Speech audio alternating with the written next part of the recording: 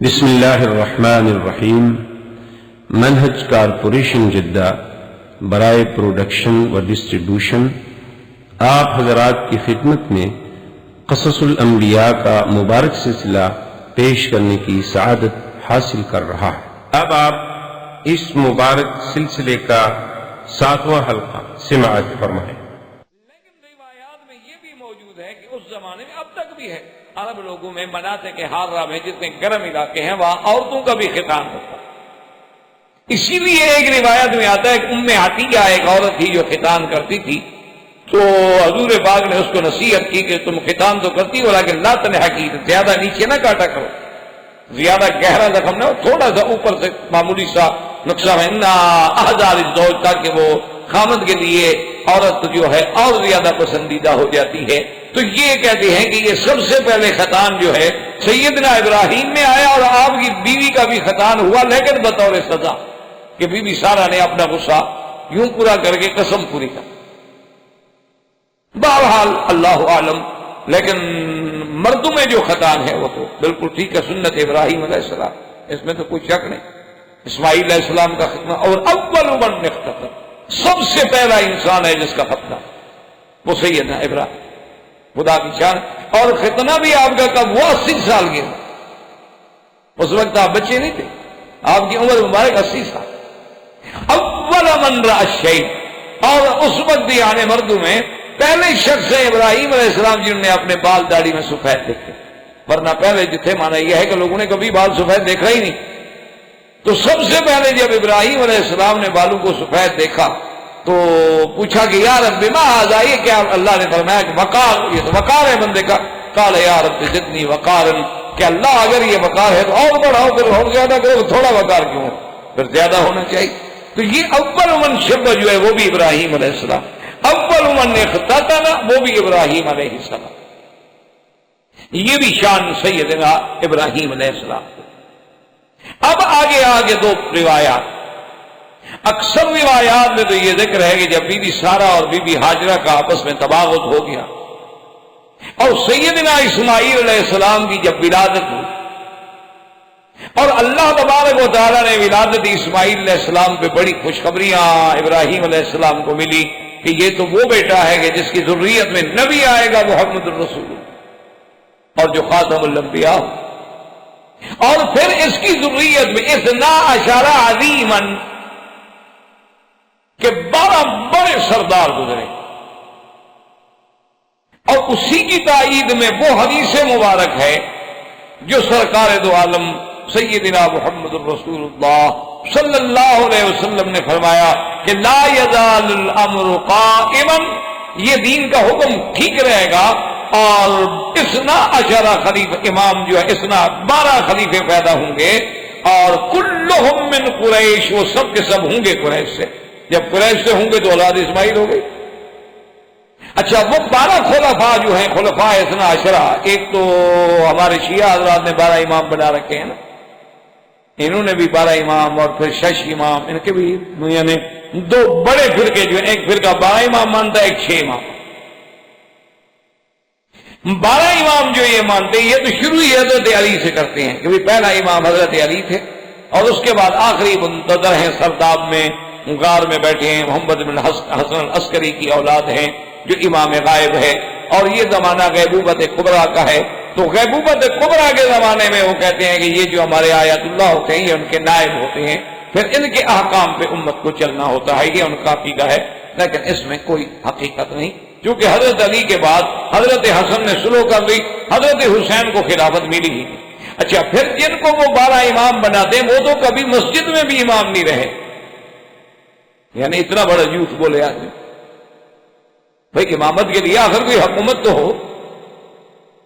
جیسے کہ ابوالکلام نے ایک بڑی عجیب بات لکھی، انہوں نے لکھا ہے کہ خلافت کوئی مسیحیت کا پوپ تو نہیں ہے، یعنی خلافت و امامت کا جو تصور ہے اسلام میں، وہ کوئی مسیحیت کا پوپ نہیں ہے کہ جس کے لیے پیشانوں کا سجدہ کافی ہو، بلکہ خلافت تو تمکن فی الارض کا نام ہے کہ حکومت بھی تو ملے نا کسی جگہ، تبھی تو خلیفہ بنے گا۔ تو ان بیچاروں کو تو کبھی نہیں ملی۔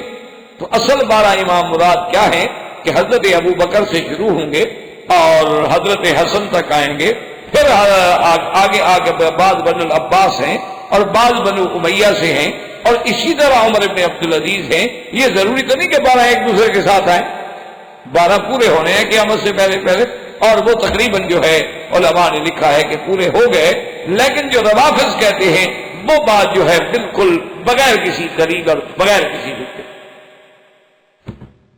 اب علماء نے لکھا ہے کہ جب بی بی سارہ کا حضرت اسماعیل علیہ السلام کی ولادت کے بعد فطری بات ہے کہ ابراہیم علیہ السلام کی توجہ جو تھی وہ بی بی ہاجرہ کے ساتھ زیادہ ہو گئی کہ اب وہ بچے کی ماں بن گئی، اور پھر بچے کا ملنا، بچے کی خبر گیری کرنا، تو وہ بھی تو وقت زیادہ اسی بیوی کو ملے گا، تو اس سے بی بی سارہ کا غصہ اور تیز ہوتا گیا۔ تو اس لیے حضرت نے سوچا کہ میں اس بیوی کو اور بچے کو کہیں دور جا کے چھوڑا۔ اور بعض علماء فرماتے ہیں کہ حضرت ابراہیم علیہ السلام چونکہ اپنے بیٹے کی محبت میں آ کر، کیونکہ خلیل جو ہوتا ہے وہ تو اللہ کا دوست ہے، اور دوست تو پھر کسی اور کی محبت برداشت نہیں کرتا، اسی لیے سیدنا محمد الرسول اللہ صلی اللہ علیہ وسلم نے فرمایا کہ لو کنت متخذا خلیلا لاتخذت ابا بکر، کہ اگر میں کسی کو خلیل بناتا تو ابو بکر کو بناتا، لیکن ان صاحبکم خلیل اللہ، لیکن چونکہ میں اللہ کا خلیل ہوں تو لہذا اب دل میں وہ مقام جو اللہ کو دیا جا چکا ہے اس کے لیے کسی اور کی گنجائش نہیں۔ تو اب خلیل اللہ ابراہیم علیہ السلام بھی خلیل اللہ ہے، تو خلیل اللہ اور محبت چاہے بیٹے سے ہو چاہے بیوی سے ہو، تو کہتے ہیں کہ اللہ تبارک و تعالیٰ کا جلال تھا کہ امتحان میں آ گئے، اللہ نے حکم دیا کہ اپنے بیوی بیٹے کو لے جاؤ اور ایک جگہ پہ چھوڑو، کہاں چھوڑنا، کہا بس تم چلو اب ہم خود ہدایت کر۔ تو صحیح اب ہو سکتا ہے کہ یہ دونوں باتیں تھیں، یعنی بی بی سارہ بھی غصے میں، اور ادھر اللہ تبارک و تعالیٰ کے مقام جو تھا اس کی عظمت کو یہ گوارا نہ ہوا کہ خلیل میرا ہو اور پیار بیٹوں سے کرے اولاد سے کرے۔ تو دونوں باتیں جب جمع ہو گئیں، حکم ہوا، تو اب ابراہیم علیہ السلام اپنی بیوی کو اپنے بچے کو لے کے آئے، چلتے چلتے چلتے اللہ تبارک و تعالیٰ کے حکم کے مطابق جہاں اب اللہ کا کعبہ ہے اور اس کے سامنے جہاں زمزم کا کنواں ہے، اسی جگہ تھوڑی سی ایک اونچی جگہ تھی، اندتوہا فوق زمزم، اس مقام پہ آ کے انہوں نے سواری روک دی۔ اللہ کا حکم یہی تھا، وہی اپنے بیوی بچے کو اتار، اور بات بھی یہی سمجھ آتی اور روایات سے تصدیق بھی یہی ہوتی ہے، ورنہ اللہ کا نبی اتنا کمزور نہیں ہو سکتا کہ ایک بیوی ناراض ہو جائے تو دوسری بیوی کو اتنا دور نکال دے، یہ تو شان نبوت کے خلاف۔ اور دوسری بات یہ ہے کہ یہ تو صحیح روایات میں موجود ہے کہ جب سیدنا ابراہیم الخلیل علیہ السلام نے اپنی بیوی اور بیٹے کو مکہ یہاں سرزمین کعبہ میں چھوڑا تو چلنے لگے تو سلام نہیں، بات نہیں، بتایا نہیں، تو بی بی صاحبہ تو دوڑی پیچھے کہ ابراہیم کیا کر رہے ہیں؟ تو اگر صرف بی بی سارہ کا غصہ ہوتا، اب تو بی بی سارہ نہیں دیکھ رہی، اب تو اپنی بیوی کو ملتے ہیں، اپنے بچے کو چومتے ہیں، ملتے ہیں، بات کرتے ہیں، بھی گھر میں لڑائی کا خطرہ تھا اس لیے میں نے آپ کو دور کر دیا ہے، آپ دور رہیں، وہ بھی دور رہیں، وہ شام میں ہوں گی، آپ مکے میں ہوں گی، میں آتا جاتا رہوں گا، جھگڑا نہ ہو۔ لیکن ابراہیم علیہ السلام تو بولتے بھی نہیں، چپ، کیونکہ اللہ نے حکم نہیں دیا بولنے۔ اسی لیے صحیح روایات کے اندر یہ بات موجود ہے کہ ابراہیم علیہ السلام چلتے گئے اور بی بی پیچھے دوڑتی گئی دوڑتی گئی دوڑتی گئی، حتیٰ کہ جنت المعلیٰ جہاں اب قبرستان ہے، تو اس مقام تک جب پہنچی، ابراہیم علیہ السلام خاموش ہیں، تو بی بی صاحبہ کھڑی ہوئی اور نے کہا کہ اللہ امرک بہذا، ابراہیم یہ تو بتاؤ تمہارا ذاتی غصہ ہے یا اللہ کا حکم ہے؟ تم جو ہمیں چھوڑ کے جا رہے ہو وادٍ غیر ذی زرع، ایک ایسی وادی جہاں کچھ نہیں، جہاں پانی نہیں، جہاں زرع نہیں، جہاں جانور نہیں، جہاں کوئی بندہ نہیں بولنے والا، تو یہ کیا ہے؟ آپ کو اللہ نے حکم دیا ہے یا خود ناراض ہیں؟ تو اللہ نے حکم دیا کہ ابراہیم جواب دے دو، تو فرمایا کہ ہاں ان اللہ امرنی بہذا، میرے اللہ کا حکم۔ تو حدیث مبارک میں آتا ہے کہ بی بی صاحبہ فوراً رک گئی، کہا اذن لا یضیعنا، کہ اگر یہ اللہ کا حکم ہے تو پھر اللہ ہمیں ضائع نہیں کریں گے، اللہ ہماری حفاظت کریں گے۔ اور بعض روایات میں یہ بھی آتا ہے کہ بی بی نے کہا حسبنا اللہ ونعم الوکیل، کہا کہ ابراہیم اب کیا ہے، ہمیں اب آپ کا کوئی فکر نہیں۔ بی بی صاحبہ واپس آ گئی، آپ کے پاس کیا ہے، ایک بچہ ہے، وہ بھی لذیذ دودھ پینے والا، اور ایک مشکیزہ ہے پانی کی، اور ایک مشکیزہ ہے اس میں کچھ ستو ہے، کچھ کھجوریں ہیں، یہ ذات راہ ہے۔ تو تھوڑا تھوڑا کر کے گزارا ہونے لگا، اور کتنے دن تک وہ پانی چل سکتا تھا، آخر وہ پانی جو تھا ختم ہو گیا۔ اب جب پانی ختم ہو گیا، کان اسماعیل یا تلبتو، روایت میں آتا ہے کہ اسماعیل علیہ السلام پلٹیاں کھانے لگے، پیاس۔ یہ واقعات پڑھ لینا یا کسی سے سن لینا تو کوئی ایسی بات نہیں، ضرورت اس بات میں ہے کہ اس میں تفکر کریں کہ وہ کیا وقت ہوگا کہ اس کعبۃ اللہ میں نہ عمارت ہے نہ کعبہ ہے، اور سب سے بڑی بات یہ ہے کہ میلوں تک کالے کالے پہاڑ ہے، کوئی بندہ نہیں، ایک اکیلی عورت بیٹھی ہو، کیا مقام کیا ہوگا، اس پہ گزری کیا ہو۔ اسی پہ ذرا آپ تصور کریں نا جی، آپ اپنے فلیٹ میں ہوتے ہیں، بچے چلے جائیں نا تو کئی دن تک بندے کو نیند نہیں آتی، اکیلا سو رہا ہے بندہ، دو دفعہ آدمی چیک کرتا ہے بھی دروازے بند ہیں، لاک ہیں، کیا ہے، اب اکیلا سو رہا ہوں، بھائی انسان ہے، سو گیا، پتہ نہیں کیا ہوگا۔ تو سیدہ ہاجرہ کا مقام عظمت دیکھیں کہ ایک اکیلی عورت ہے، ایک دودھ پینے والا بچہ ہے، اور اللہ پہ کتنا بڑا یقین۔ یہ تو دین کے لیے عورتوں کی قربانیاں تھیں۔ اسی لیے اب آپ ہم دیکھ لیں کہ بھی ہم حج پہ آتے ہیں، کیا ہماری بیٹیاں، ہماری بہنیں، ہمارے گھر والے لوگ، ہمارے عزیز و اقارب، کیا وہ عورتیں بھی اتنی مشقت برداشت کرنے کے لیے تیار ہیں اس کعبۃ اللہ کے لیے، اس گھر کے لیے، اس حج کے لیے، اس دین کے لیے؟ اتنا بڑا امتحان جو اٹھایا جا رہا ہے، کوئی بات تو نہیں آسان سی۔ اب بیٹا تڑپ رہا ہے، پانی کوئی نہیں، آپ بتائیں کہ جناب ایک عورت کہاں جائے، اور پھر اولاد ہے۔ تو سب سے قریب ترین پہاڑ جو تھا وہ جبل صفا، تو بی بی صاحبہ دوڑ کے صفا پہ چڑھی کہ دور کہیں نظر ڈالوں، شاید کوئی اڑتے ہوئے پرندے نظر آ جائیں۔ اچھا، بعض پرندے خاص ہوتے ہیں جو خاص طور پہ پانی کی جگہ پہ اڑتے ہیں، اور وہ عرب لوگ پہچانتے ہیں کیونکہ صحراؤں کے رہنے والے لوگ ہیں کہ شاید کوئی پرندہ نظر آ جائے، یا کوئی قافلہ گزرتا ہوا قدرت سے نظر آ جائے اور ان کے پاس پانی ہو تو میرا بچہ بچ جائے۔ تو ام اسماعیل علیہ السلام آپ صفا پہ چڑھی، صفا سے پھر آپ مروہ کی طرف چلے۔ اب صفا اور مروہ کے درمیان میں جہاں انہوں نے سبز بتی کا نشان لگا دیا ہے، یہ جگہ تھی نیوی۔ اب باقی جگہ جو تھی وہ اونچی تھی، وہاں سے تو اسماعیل علیہ السلام نظر آتے تھے۔ جب بی بی صاحبہ یہاں وادی میں اتر جاتی نیچے تو اسماعیل علیہ السلام نظر نہیں آتے تھے، تو بی بی تیز سے کہ بھی اب جلدی اونچی جگہ پہ جاؤں، دیکھو تو صحیح، خدا نہ کہتا میں پانی ڈھونڈ رہی ہوں اور کوئی جنگل کا جانور آگے حملہ کرتے بچے پہ۔ اسی طرح مروہ پہ چڑھی، پھر واپس آئیں، کچھ نہیں نظر آ رہا، تو اسی دوڑنے کو میرے اللہ نے ایسا قبول فرما لیا کہ قیامت تک انبیاء، اولیاء، صلحاء، حجاج، ہر آدمی سنت ام اسماعیل کو زندہ رکھے گا اور صفا اور مروہ کے درمیان دوڑے گا، کہ وہ اللہ کے لیے جو تڑپ، اور اس دوڑنے پر ثواب تب مرتب ہوتے ہیں، اس کے فضائل تب حاصل ہوتے ہیں کہ جب کیفیت وہ پیدا ہو جائے کہ سامنے بچہ ہو، اس کی ہلاکت یقینی ہو، پانی کہیں سے نظر نہ آئے، آدمی اکیلے وحشت میں ہو اور بے تحاشا دیوانوں کی طرح بھاگ رہا ہو۔ جب یہ کیفیت پیدا کرے پھر دیکھیں کہ صفا مروہ کی برکتیں کیسے حاصل ہوتی ہیں۔ اب تو ٹھیک ہے، ایک سنت ہے، ادا ہو جاتی ہے، آدمی پوری کر لیتا ہے، اب تو اے سی ہے، ایئر کنڈیشن ہے، راحت ہے، آرام ہے، اس کے بعد بھی آدمی کہتا ہے جی بہت رش ہے، اس دفعہ تو بہت تکلیف ہوئی، چلو جی اوپر دوڑ لیں گے، اس سے اور اوپر دوڑ لیں گے۔ لیکن وہ کیفیت جب تک پیدا نہ ہو، فضائے بدر پیدا کر، وہ کیفیت پیدا کرو تو رحمت آئے نا۔ تو اس لیے بی بی صاحبہ دوڑی، اور اسی دوڑ میں تھی کہ آواز آئی۔ جب آواز آئی تو بی بی صاحبہ رک گئی۔ بی بی صاحبہ کے رکنے پر بی بی صاحبہ کھڑی ہو گئی، نے کہا کون ہو؟ اگر تمہارے پاس کچھ ہے تو باتیں کرو، سامنے آؤ۔ تو پھر آواز آئی کہ بی بی صاحبہ آپ نہ گھبرائیں، آپ اپنے بچے کے پاس تو آئیں۔ تو جب بچے کے پاس آئیں تو کیا دیکھتے ہیں کہ حضرت اسماعیل کے پاؤں ہل رہے ہیں۔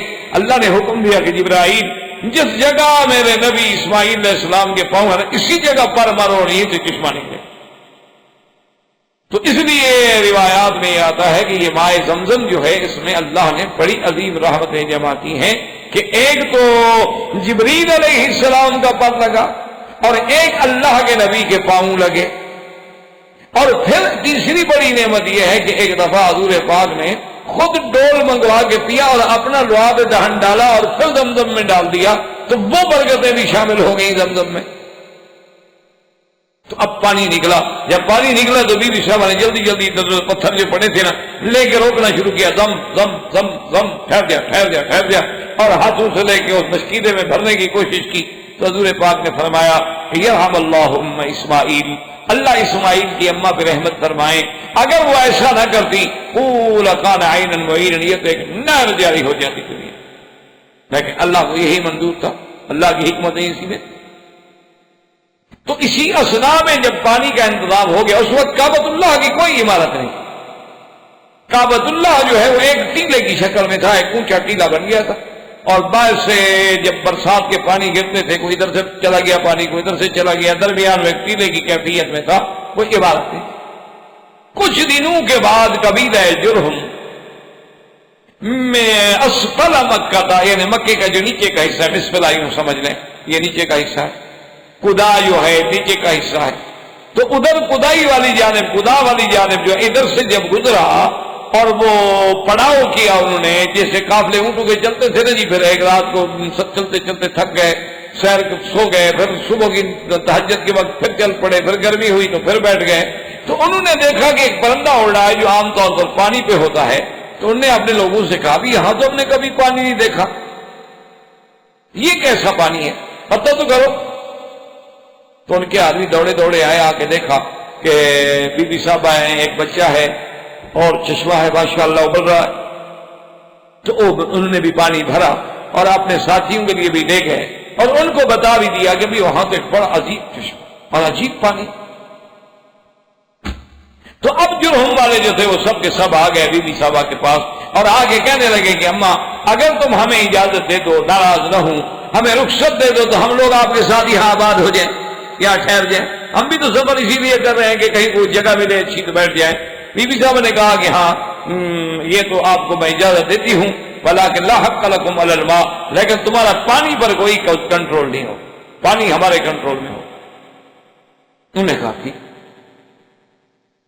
تو پھر قبیلہ جرہم جو ہے وہاں آباد، اور قبیلہ جرہم جو ہے یہ عرب تھے خالص۔ تو اب سیدنا اسماعیل علیہ السلام نے اول من تکلم بالعربیہ، پہلا بندہ جو عربی بولنے والے ہیں وہ سیدنا اسماعیل علیہ السلام ہے، اور انہوں نے جو ہے لغت عربیہ جرہم سے سیکھی اور جرہم سے لغت سیکھی، اور جب اب جناب جوانی آنے لگی، ابراہیم علیہ السلام بچے تھے پھر جوان ہونے لگے، اور اتنا ماشاءاللہ جمال کے ابراہیم علیہ السلام کے بیٹے ہیں، تو بنو جرہم نے خواہش ظاہر کی کہ بی بی ہاجرہ سے کہ مہربانی کریں، آپ کا بچہ اب جوان ہو گیا ہے تو ہماری لڑکی سے شادی کریں۔ تو اسماعیل علیہ السلام نے جرہم کے قبیلے سے ایک لڑکی سے شادی کی۔ اس کے بعد سیدہ ہاجرہ جو ہے وہ وفات فرما گئی۔ ابراہیم علیہ السلام کو جب اللہ کی طرف سے اجازت ملی تو ابراہیم علیہ السلام تشریف لے آئے کہ بھی مکے جا کے میں پتہ تو کروں کہ میرے بیٹے کا اور بیوی کا کیا حال ہے۔ اب اس میں دو روایات ہیں، بعض علماء یہ لکھتے ہیں کہ ابراہیم علیہ السلام کے لیے یہ معجزہ تھا کہ اللہ تبارک و تعالیٰ ان کو زمین کو لپیٹ دیتے تھے، مختصر ہو جاتی تھی زمین، ان کو شام اور بیت المقدس سے مکے کا سفر جو ہے مشکل نہیں ہوتا تھا، تو جلدی طے ہو جاتا تھا، جیسے حضور صلی اللہ علیہ وسلم کے معجزہ ہے آپ کے لیے زمین لپیٹ دی جاتی تھی۔ اور بعض روایات میں ہے کہ نہیں آپ براق پہ تشریف لاتے تھے، اور بعض روایات میں ہے کہ نہیں آپ اپنی اسی عام سواری پہ تشریف لاتے تھے۔ آپ تشریف لے آئے، آگے مکے پتہ کہ ابھی بھی حاجہ فوت ہو چکی تھی، حضرت اسماعیل کے بارے میں پوچھا، انہوں نے کہا اسماعیل علیہ السلام شکار پہ گئے، اور پوچھا بھی تم کون ہو، اس نے کہا میں اسماعیل علیہ السلام کی بیوی۔ اچھا کیا حال ہے، کیسا گزارا ہو رہا؟ انہوں نے کہا کیا پوچھتے ہو، فی ضیق و شدۃ، ہم تو بہت تنگ ہیں۔ آپ نے کہا کیوں؟ تو انہوں نے کہا ہے کیا ہمارے پاس، یہ پانی ہے، اور کبھی اسماعیل علیہ السلام شکار کر کے کبھی جانور مل گیا، کبھی کو پرندہ مل گیا، انڈا ملا، یا بس کوئی گوشت ہے وہ آگ پہ پکا لو اور پانی پی لو۔ پھر میچ تو فرمایا کہ اچھا میں تو جاتا ہوں، لیکن جب تمہارا خامد حضرت اسماعیل علیہ السلام آ جائیں، فقر السلام، انہیں سلام کہنا کہ ایک بندہ آیا تھا، ایسے بوڑھا بزرگ تھا، سلام کہہ رہے تھے آپ کو، اور یہ بھی کہہ رہے تھے کہ غیر اتبا ضبابک، اپنے دروازے کی چوکٹ جو ہے بدل ڈال۔ حضرت ابراہیم السلام چلے گئے۔ حضرت اسماعیل علیہ السلام کئی دنوں کے بعد شکار سے جب واپس آئے تو انہیں کچھ عجیب عجیب سا لگا۔ انہوں نے کہا کوئی آیا تھا ہمارے گھر میں؟ کچھ ایسے معلوم ہوتا ہے صاحب، اگر نبی گھر میں آیا ہو تو مذاق تو نہیں رہتی۔ حضور پاک جہاں سے گزر جاتے تھے، صحابہ کہتے ہیں میں پوچھنا نہیں پڑتا تھا، وہ گلیاں خود بتاتی تھی کہ حضور یہاں سے گزرے، خوشبو ہوتی تھی۔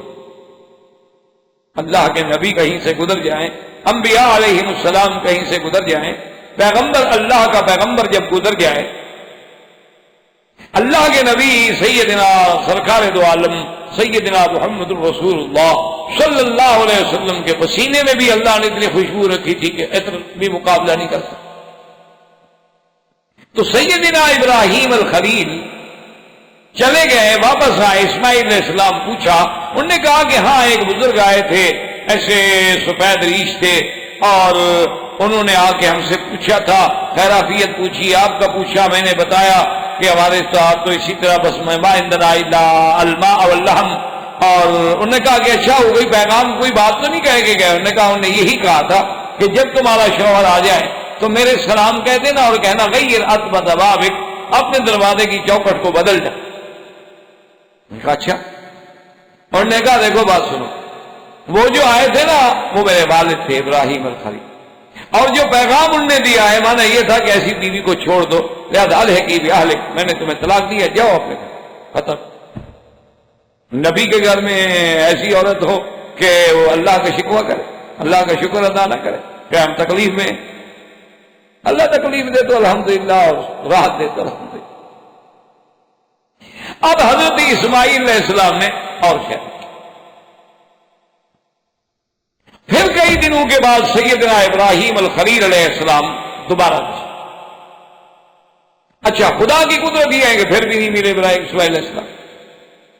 آپ نے ان کی بیوی سے پوچھا کہ بھئی کیسے گزر رہی ہے؟ انہوں نے کہا جی الحمدللہ بڑے مزے میں۔ پہلے کا حال تو سن چکی تھی نا بیچاری کہ پہلی بیوی کے ساتھ کیا ہوا ہے، یا ویسے بھی صابر شاکر ہوگی اللہ عالم۔ انہوں نے کہا ہم تو بڑے مزے میں ہیں جی، ماشاءاللہ تازے گوشت ملتے ہیں، زمزم کا پانی ہمیں ملتا ہے، اور کیا چاہیے؟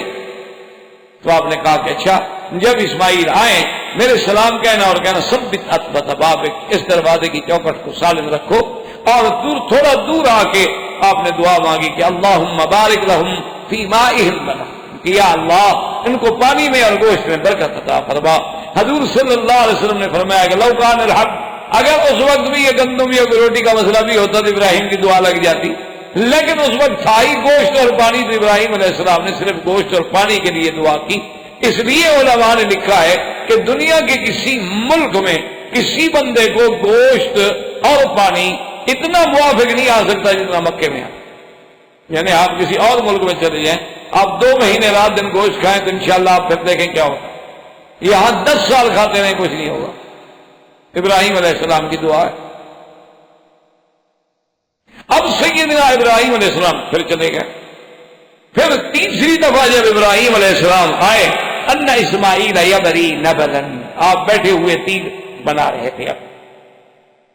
اب حضرت ابراہیم علیہ السلام نے دیکھا تو پھر آپ کو پتا ہے کہ والد اور ولد میں، اور والد بھی خلیل اللہ ہو اور بیٹا بھی اسماعیل ہو تو کس محبت سے وہ ملے ہوں گے، اور وہ جو وقت لکھا ہوگا وہ کیا حال ہوگا۔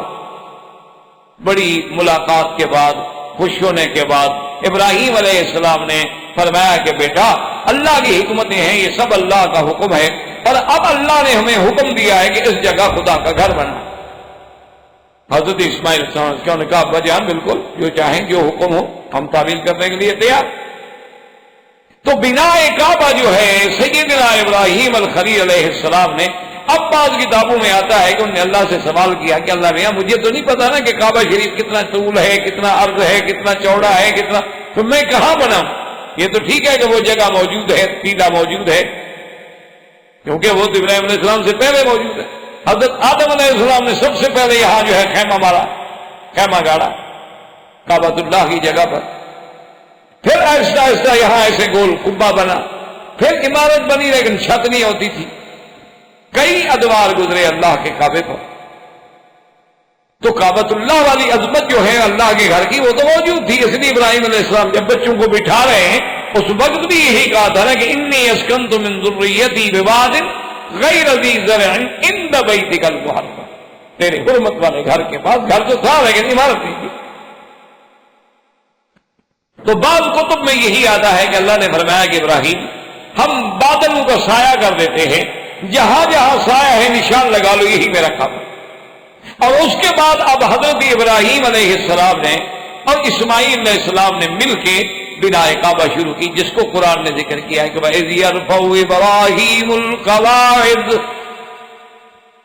وَإِذْ يَرْفَعُ إِبْرَاهِيمُ الْقَوَاعِدَ مِنَ الْبَيْتِ وَإِسْمَاعِيلُ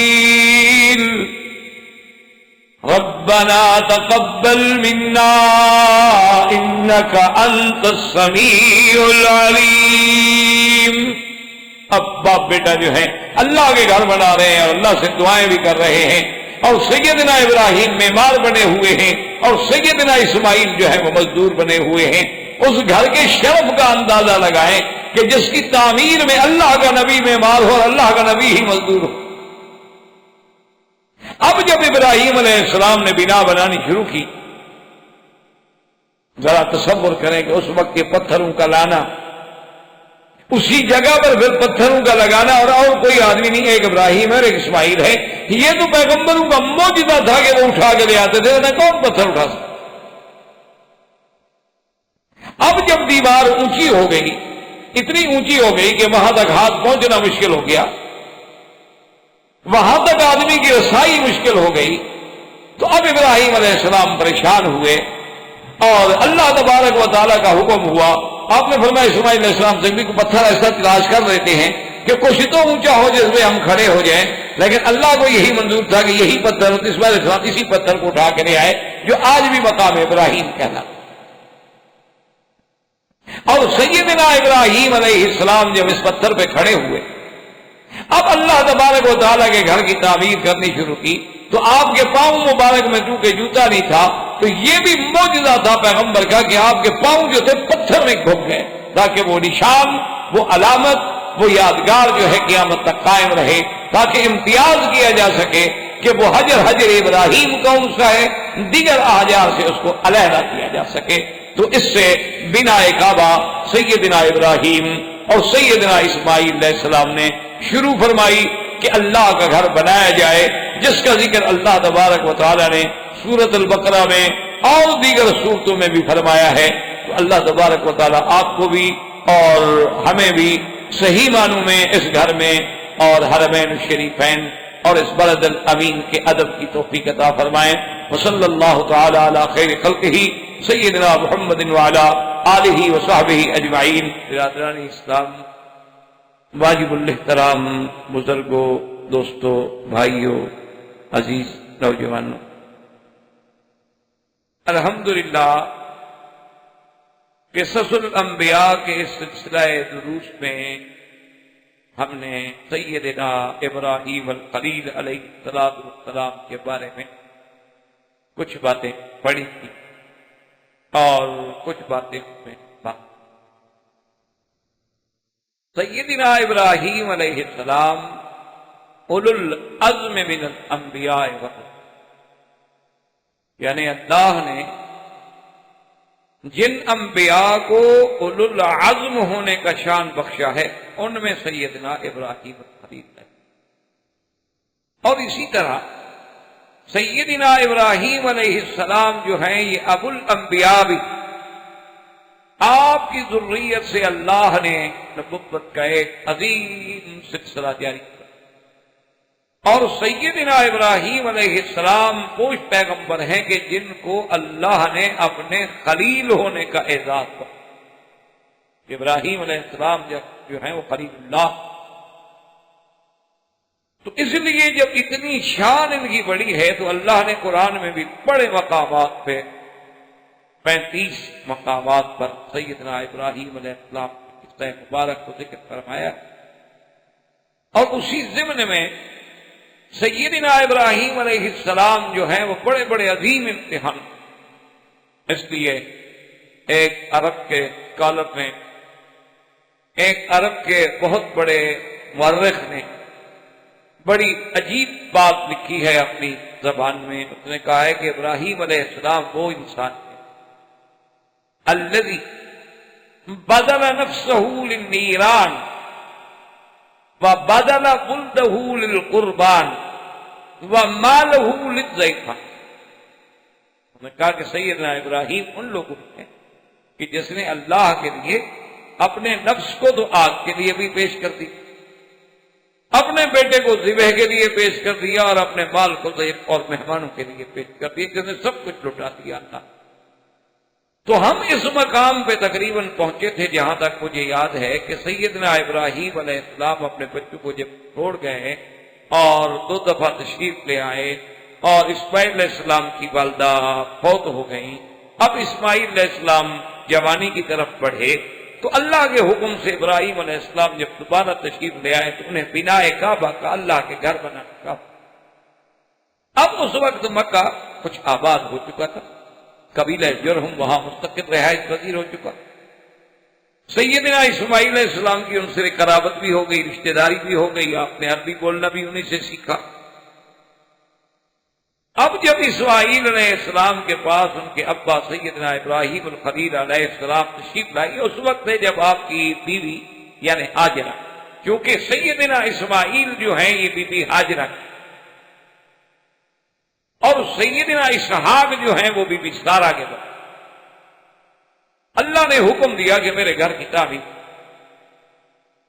اب مفسرین کرام نے لکھا ہے کہ پھر اس گھر کے بارے میں چونکہ سیدنا ابراہیم علیہ السلام کو تو پتہ ہی نہیں تھا، ایک ٹیلہ تو یہاں موجود تھا، وہ تو حضرت نوح علیہ السلام کے زمانے میں جب طوفان آیا تب بھی کعبۃ اللہ ایک ٹیلے کی شکل میں موجود تھا، اور وہ کشتی جو ہے تقریباً 41 دن تک طواف کرتی رہی اللہ کے کعبے کا. اور جب حضرت آدم علیہ السلام تشریف لائے تو ایک کبے کی شکل میں جیسے خیمہ لگاتے ہیں آپ بنا، اسی طرح کا ایک خیمہ انہوں نے بھی بنایا کعبۃ اللہ کی علامت کے، اللہ کا گھر ہے. لیکن اس سے پہلے بھی اللہ کے حکم سے فرشتے اس گھر کو بنا چکے تھے. اس گھر کی تعمیر میں کئی ادوار گزرے. اللہ کے حکم سے فرشتوں نے بنایا، پھر آدم علیہ السلام نے بنایا، پھر ادریس علیہ السلام کے زمانے میں کعبۃ اللہ کو بنایا گیا، اور پھر یہ ختم ہو گیا طوفان نوح میں. پھر ایک ٹیلہ تھا سیدنا ابراہیم علیہ السلام کے زمانے میں تعمیر ہوا. سیدنا ابراہیم علیہ السلام کی تعمیر کے بعد پھر زمانہ قریش میں جبکہ سرکار دو عالم صلی اللہ علیہ وسلم کی عمر 25 سال تھی، اس وقت بھی کعبۃ اللہ تعمیر ہوا. پھر حضور صلی اللہ علیہ وسلم کے بعد عبداللہ ابن الزبیر جب مکے پہ حاکم بنے تو انہوں نے حضور کی تمنا کے مطابق پھر کعبۃ اللہ کی تعمیر کی. عبداللہ ابن الزبیر کی شہادت کے بعد پھر حجاج بن یوسف نے دوبارہ اس تعمیر کو قریش کی تعمیر پہ بدل دیا. باقی جہاں تک مرمت کا تعلق ہے وہ تو ہر دور میں ہوتی رہی، جیسے اب بھی ماشاءاللہ اس حکومت کے رشیدہ کے دور میں بھی بڑی زبردست کی اندر سے اور باہر سے اور حتیب سے اور دروازہ مبارک اور چھت مبارک یعنی بے انتہا کام ہوا. تو اللہ نے جب حکم دیا تو سیدنا ابراہیم علیہ السلام نے اس وقت کعبۃ اللہ بنایا. اور آپ تصور کریں کہ اس وقت کعبۃ اللہ کا معمار، معلم، مستری، انجینئر جو بھی سمجھ رہے وہ سیدنا ابراہیم ہیں، اور مزدور کون ہے؟ اسماعیل. یعنی اس گھر کی عظمت کا اندازہ لگائیں کہ جہاں اللہ کے پیغمبر، اللہ کے نبی جو تھے وہ معلم بھی تھے، مزدور بھی. اب مسئلہ یہ تھا کہ ابراہیم علیہ السلام کو کعبۃ اللہ کے طول عرض کا پتہ نہیں تھا کہ بھی کتنا طول ہو، کتنا عرض ہو، کہاں تک کعبۃ اللہ کی حد ہے. وہ تو ایک ٹیلہ تھا، سیل آتی تھی اور مٹی کٹھی ہوتی گئی ایک ٹیلہ بن گیا. اب اس کے بارے میں تاریخ میں 2 باتیں آتی ہیں، کسی حدیث مبارک میں تو ذکر نہیں، اور نہ ہی اللہ تبارک و تعالیٰ نے قرآن مقدس میں اس کا ذکر کیا ہے. مقصود ہی نہیں، مقصد تو صرف یہ تھا کہ ابراہیم علیہ السلام نے کعبہ بنایا بس. اب اللہ کا قرآن ان تفاصیل میں تو نہیں جاتا نا کہ وہ کعبۃ اللہ جو بنا تو اس کا طول کیا تھا، اس کا عرض کیا تھا، اس کی اونچائی کیا تھی، اس کے دروازے کتنے تھے، اس میں کن کن پہاڑوں کا پتھر لگایا گیا، پتھر کتنے لمبے تھے، چوڑے تھے. کوئی اس میں اس بات کی ضرورت ہی نہیں، تو اس لیے قرآن ان چیزوں کو ذکر ہی. قرآن صرف ایک اشارہ دیتا ہے کہ ہم نے حکم دیا اور ابراہیم و اسماعیل نے ہمارا گھر بنایا، بس۔ البتہ تاریخ جو ہے اور اسرائیلیات جو ہیں، کتب سابقہ جو ہیں، ان میں یہ بات ملتی ہے، اور اس میں دو چیزوں کا ذکر ہے کہ جب سیدنا ابراہیم نے دعا مانگی کہ یا اللہ آپ نے حکم دیا میرا گھر بناؤ، کیسے بنا؟ مجھے تو پتہ نہیں آپ کا گھر طول عرض کیا۔ تو کہتے ہیں کہ خدا کی قدرت سے وہاں ایک اژدہا یعنی بڑا سانپ کعبۃ اللہ کے اس بست میں اس ٹیلے پہ ظاہر ہوا، اور اس نے جا کے پورا خط کھینچ دیا۔ آپ دیکھیں نا جب سانپ چلے تو نیچے نشان تو بن جاتا ہے، پورا اس نے جا کے ایک دائرہ کھینچ دیا، تو اشارہ ہو گیا کہ یہی جگہ ہے، کسی پہ تعمیر کریں۔ اور دوسری روایت میں یہ آتا ہے کہ اللہ تبارک و تعالیٰ نے بادلوں کو حکم دیا، سحاب کو حکم دیا کہ اتنی جگہ پہ سایہ، اور ابراہیم علیہ السلام کو حکم دیا گیا کہ جہاں جہاں سایہ ہے وہاں نشان لگا دو، بس یہ میرا گھر ہے۔ اور یہ بات اقرب بھی ہے، اس لیے کہ سرکار دو عالم صلی اللہ علیہ وسلم سیدنا محمد الرسول اللہ صلی اللہ علیہ وسلم کی صفات میں، آپ کی شان مبارک میں جہاں اور باتوں کا ذکر ہے، وہاں یہ بات بھی ملتی ہے کہ آپ پر بادل سایہ کرتے تھے۔ جیسے آپ شام کے سفر میں جا رہے تو اس راہب نے جب پہچانا اور ابی طالب سے کہا کہ دیکھو، حالانکہ حضور صلی اللہ علیہ وسلم کا اس وقت بچپنا ہے، شباب ہے، ابھی آپ کو نبوت بھی نہیں ملی، اس نے کہا تم دیکھ نہیں رہے ہو کہ آپ جہاں چل رہے ہیں وہاں سایہ ہے؟ اور حضور صلی اللہ علیہ وسلم جب ایک درخت کے نیچے آ کے بیٹھے تو آپ سے پہلے چونکہ ساتھی بیٹھ چکے تھے اور سائے والی جگہ سب دوستوں نے قبضہ کر لی تھی، تو حضور اس جانب بیٹھ گئے جہاں دھوپ تھی، کسی ساتھی کو تکلیف نہیں دی کہ بھئی تم اٹھ جاؤ یا میرے لیے جگہ بناؤ۔ تو جب حضور بیٹھے تو سایہ حضور کی طرف ڈھل گیا، اب وہ دھوپ میں بیٹھے ہیں اور حضور صلی اللہ علیہ وسلم سائے میں بیٹھے۔ انہی چیزوں سے ہمارے ملکوں میں، انڈو پاک میں، بنگلہ دیش میں اور بھی دیگر مسلمان ملکوں میں ایک بڑی عجیب سی بات چل نکلی ہے کہ اللہ کے نبی کا سایہ نہیں تھا۔ یہ ایک بڑی مشہور بات ہے، وہ دراصل یہی دھوکہ ہے لوگوں، اور اس سے وہ نعوذ باللہ پھر محبت میں بڑھتے بڑھتے شرک میں چلے جاتے ہیں کہ جب سایہ نہیں تو مانا یہ ہے کہ وہ بشر نہیں تھے، انسان کا تو سایہ ہوتا ہے، تو اللہ کے نبی کا جب سایہ نے مانا ہے کہ خدا تھا، وہ اسی سے پھر شرک میں بڑھتے۔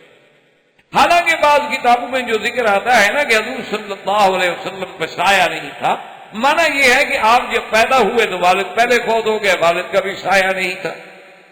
آپ کے پیدا ہونے کے بعد ابھی بچپنا تھا، 7 سال کی عمر تھی کہ والدہ فوت ہو گئی، والدہ کا بھی سایہ نہیں تھا۔ حضور صلی اللہ علیہ وسلم کی ابتدائی تربیت جو ہے اور خدمت کے لیے عبد المطلب آئے، وہ بھی فوت ہو گئے۔ ابھی طالب کا دور آیا تو غربت کا دور ہے، اور حضور صلی اللہ علیہ وسلم کے لیے بادلوں کا بھی سایہ کر دیا گیا۔ تو اس لیے بعض علماء اس محبت میں لکھتے ہیں کہ اللہ نے اپنے نبی کو کسی بندے کے سائے میں نہیں رکھا، اللہ نے انہیں تو اپنے سائے میں رکھا، اپنی تربیت میں رکھا کہ اگر بچہ اچھا ہو تو بعض کہتے ہیں جی والدین کا کمال ہے، بچہ اچھے امتحان میں نمبر پاس کر رہے تو کہتے ہیں جی ماشاءاللہ استاد بڑے قابل۔ اللہ نے فرمایا ہم اپنے نبی کے ذمے یہ ایسی کوئی بات رہنے بھی نہیں دیتے تاکہ ان کی تربیت کا براہ راست میری ذات کے ساتھ تعلق ہو کہ علم یجد کا یتیمن فآ، ہم نے آپ کو حفاظت کی، ہم نے تربیت کی، تاکہ جو بھی اعزاز ملے وہ میرے نبی کو ملے، وہ کسی باپ کی طرف، دادے کی طرف، چاچے کی طرف، استاد کی طرف، معلم کی طرف منتقل ہی نہ ہو سکے، بلکہ النبی الامی کسی کے پاس نہیں پڑھے اور ساری دنیا کو پڑھا دیا۔ اس لیے ہمیشہ یاد رکھیں کہ بعض علماء نے یہ لکھا ہے کہ وہاں صحاب کا سایہ تھا، وہیں سیدنا ابراہیم علیہ السلام نشان لگا لی، اس کے بعد تعبیر کی۔ اب جب پتھر لگاتے رہے، اور یہ بھی بعض روایات میں ملتا ہے کہ اس میں جو ہے کعبۃ اللہ میں مختلف پہاڑوں سے پتھر لائے گئے، جیسے جبل کہتے ہیں زیتا ہے، جبل سینا ہے، جبل جودی ہے، جبل لبنان ہے، جبل کعبہ ہے، لیکن یہ ساری باتیں اسرائیلی روایات سے ملتی ہیں. ہمیں یہ بات کسی یعنی صحیح روایت سے نہیں ملتی کہ اتنی دور سے پتھر لانے کی کیا ضرورت تھی، جبکہ مکہ شریف کے ارد گرد تو اپنے ذاتی پہاڑ موجود ہے. اور نہ کسی دور میں ایسا پتھر دیکھا گیا ہے کہ جی اس میں سنگ مرمر لگایا گیا ہو، یا سنگ ساماک لگایا گیا ہو، یا سنگ احمر لگایا گیا ہو، یا کوئی خاص ٹھنڈا پتھر لگایا گیا. عام سادہ پتھر ہے جو آپ دیکھتے ہیں جب ایام حج میں غلاف مبارک اٹھ جاتا ہے سامنے ظاہر واضح سب دیکھ رہے ہوتے ہیں، آپ بھی دیکھتے ہیں، آپ بھی دیکھتے ہیں. اور بڑے بڑے پتھر ہیں، ان کی یعنی پیمائش بھی برابر نہیں، کوئی بڑا ہے کوئی چھوٹا ہے، کوئی بڑا ہے کوئی چھوٹا ہے، لاگی کیا. تو جب سیدنا ابراہیم الخلیل علیہ السلام نے اس کعبۃ اللہ کی بنا کی، تو جب تھوڑا سا وہ پہاڑ اونچا، کعبۃ اللہ کی دیواریں اونچی ہو گئی، تو اب سیدنا ابراہیم الخلیل علیہ السلام جو ہیں وہ یعنی پتھر نہیں پہنچا سکتے تھے. تو آپ نے فرمایا حضرت اسماعیل سے کہ بھائی کوئی پتھر تلاش کریں. تو سیدنا ابراہیم علیہ السلام نے بھی تلاش کیا اور اسماعیل علیہ السلام نے بھی تلاش کیا، لیکن کتابوں میں یہ بات موجود ہے کہ یہ بھی خاص ایک پتھر ہے جیسے اللہ نے حجر اسود کو بھیجا جنت سے، اسی طرح یہ مقام ابراہیم کا پتھر جو ہے یہ بھی جبریل علیہ السلام کا. اور اس پتھر کی خصوصیت یہ تھی، اللہ نے اس میں ایسی شان رکھی تھی. دیکھیں نا جی آج تو دنیا کتنا ترقی کر گئی، جدید ٹیکنالوجی میں کہاں آگے بڑھ گئی، چاند پہ ڈیرے ڈال رہی ہے. اب تو ایسی مشینیں نکل آئی ہیں کہ آپ ان کو بٹن دیں، حسب ضرورت وہ اونچی ہو جائیں گی، حسب ضرورت نیچی ہو جائیں گی. لیکن کمال تو یہ ہے کہ نہ مشین ہو، نہ اس کے چلانے کے لیے کسی چلانے والے آپریٹ کرنے کی کسی ضرورت ہو، نہ کوئی ڈرائیور ہو، اور سیدنا ابراہیم خود کھڑے ہو جائیں، حکم کریں پتھر اونچا ہو جائے، حکم کریں خود بخود نیچے ہو جائے. کمال تو یہ ہے. یہ کون سا کمال ہے؟ یہ تو اسباب ہے، یہ تو اسباب ہوئے نا جی. ایک مشین ہے، اس کو پھر جناب چلانے کے لیے اور مشینیں ہیں، پھر اس کو آپریٹ کرنے کے طریقے ہیں، پھر آپ اس کے اوپر بیٹھتے ہیں. اچھا اگر بعض الیکٹرک پہ چلنے والی ہے، بجلی بند تو مشین کھڑی ہے کام نہیں کرتی. بعض کے چلانے کے لیے بیٹری ہے، بیٹری ڈاؤن ہو گئی تو خلاص مشین کھڑی ہوئی ہے کام نہیں کرتی. لیکن یہ معجزہ انبیاء ہے، اسی کا نام معجزہ ہے کہ ہر وہ کام جو ساری دنیا کو عاجز کرتے وہ اللہ کے نبی کے ہاتھ پہ ہو جائے، اسی لیے اس کو کہتے ہیں معجزہ. تو سیدنا ابراہیم علیہ السلام کھڑے ہوتے اونچا ہو جاتا، ضرورت ہوتی نیچے ہو جائے. اور دوسری نشانی یہ ہے کہ حضور صلی اللہ علیہ وسلم کی یہ صحیح حدیثوں میں موجود ہے کہ اس پتھر میں اللہ نے ایک ایسی خاص لچک رکھی تھی کہ سیدنا ابراہیم خلیل علیہ السلام کے پاؤں جو تھے وہ اس میں کھپ گئے اور ان کے نشان رہے. ورنہ پتھر میں پاؤں تھوڑا دھنستا، یعنی اگر زمین سخت ہو تو اس میں بھی پاؤں داخل نہیں ہوتا. یعنی مٹی بھی اگر سخت ہو، ہاں کسی جگہ دلدلی زمین ہو، ریتیلی زمین ہو، نرم زمین ہو سکتا ہے کہ آپ کا پاؤں اس میں چلا جائے، لیکن سخت زمین میں پاؤں نہیں جاتا. چیز جائے کہ آپ پتھر پہ پاؤں رکھے اور پاؤں چلا جائے. وجہ کیا ہے کہ اللہ اس کو قیامت تک علامت بنانا چاہتے تھے کہ وہ نشانی رہے. فیہ آیات بینات مقام کے بعد. اب ابراہیم علیہ السلام نے جب اللہ کا گھر بنا لیا، اسی کو اللہ نے قرآن میں ذکر کیا کہ وَإِذْ يَرْفَعُ إِبْرَاهِيمُ الْقَوَاعِدَ مِنَ الْبَيْتِ وَإِسْمَاعِيلُ رَبَّنَا تَقَبَّلْ مِنَّا إِنَّكَ أَنْتَ السَّمِيعُ الْعَلِيمُ. جب ابراہیم علیہ السلام اسماعیل مل کے اس قواعد اس کی بنیادیں اٹھا رہے تھے اور ساتھ دعا کر رہے تھے کہ ربنا تقبل منا، کہ اے پروردگار ہماری اس محنت کو قبول فرما. یہاں سے علماء نے مسئلہ لکھا کہ دیکھو کام کرنے والے اللہ کے نبی ہیں، ایک خلیل اللہ ہے ایک نبی ہے، اور کام بھی اللہ کا کر رہے ہیں. اللہ نے کہا کہ گھر بناؤ، اللہ کا گھر بنا رہے ہیں. اس کے باوجود بھی کہتے ہیں کہ ربنا تقبل منا، اے رب ہمارے قبول فرما. اس لیے علماء نے لکھا ہے کہ کوئی عمل کرو، نماز پڑھو، روزہ رکھو، حج کرو، زکات دو، دعا کرو کہ اللہ قبول فرمائے. کیوں؟ کیا پتا اس میں کوئی ایسی کوتاہی رہ جائے، اس میں ریا آ جائے، اس میں سمعت آ جائے، اس میں شہرت آ جائے، اس کے اندر کوئی دل میں گندا خیال آ جائے تو ساری عبادت، ساری محنت، ساری ریاضت جو ہے اللہ ٹھکرا دے. کیوں؟ تو بادشاہ ہے، وہ چاہے تو ہماری ٹوٹی پھوٹی بات بھی قبول فرما لے اور چاہے تو بڑے سے بڑے ہم جناب فریاد کرتے رہیں اور نہ سنیں. اس لیے اللہ تبارک و تعالیٰ کے پیغمبروں نے اور ساتھ یہ بھی بتا دیا کہ انک انت السمیع العلیم، کہ دعاؤں کے سننے والا اور اپنے بندوں کے حال کو جاننے والا صرف تیری ذات ہے اور کوئی نہیں. میرا مولا تو سننے والا اور تو جاننے والا ہے، ہماری نیت کو بھی تو جاننے والا ہے کہ ہم خلوص سے تیرا گھر بنا رہے ہیں کہ نہیں بنا. تو جب سیدنا ابراہیم الخلیل علیہ السلام نے گھر بنایا تو اسی دور میں آپ کو حجر اسود کے بارے میں حکم ہوا کہ تلاش کریں، کیونکہ حجر اسود کے بارے میں صحیح روایات یہ ہیں کہ یہ حضرت آدم علیہ السلام کے ساتھ جنت سے لایا. اور جب حجر اسود آیا ہے جنت سے تو اتنی روشن تھا اور اتنی چمک تھی جیسے سورج میں چمک. حدیث مبارک میں آتا ہے کہ سب بدت ہو خطایا بنی آدم، آدم کے بیٹوں کے گناہوں نے اس کو بھی سیاہ. اسی لیے آپ دیکھیں گے قیامت والا دن کافروں کے چہرے سیاہ، کیونکہ سب سے بڑا گناہ تو کفر شرک ہے. اس سے بڑا گناہ کیا ہوگا؟ یوم تبیض وجوہ وتسود.